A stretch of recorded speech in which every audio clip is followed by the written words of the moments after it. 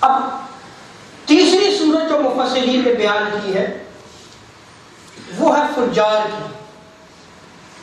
فاجر، فاجر کہتے ہیں گناہگار کو،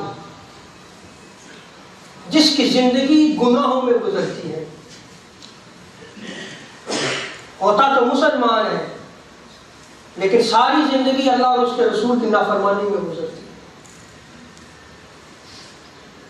نہ اللہ کی یاد، نہ اللہ کا خوف، نہ اس کے رسول کی اطاعت، نہ اتباع، نہ اطاعت.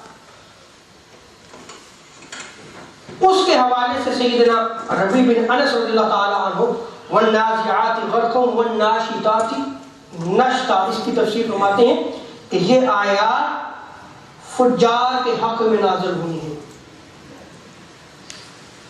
جن کی زندگی گناہوں میں گزرتی ہے ان کے حق میں جو ہے وہ نازل ہوئی ہیں. یعنی نزا کے وقت فرشتے ان کی روحیں سختی سے نکالتے ہیں. اب نافرمانیاں کیا ہیں؟ اگر آپ کسی کا دل دکھاتے ہیں تو یہ بھی نافرمانی ہے. کیوں؟ کہ آپ حقوق العباد ادا نہیں کر رہے، آپ کسی کو تکلیف دیتے ہیں، آپ کسی پہ بہتان باندھتے ہیں، آپ کسی کی چغلی کھاتے ہیں، آپ غیبت کرتے ہیں، آپ کسی کا مال ظلماً چھین لیتے ہیں، آپ کسی پہ ظلم جو ہے وہ کرتے ہیں، حقوق کی ادائیگی میں ہیں. تو حقوق العباد آپ ادا نہیں کر رہے، یہ نافرمانی ہے.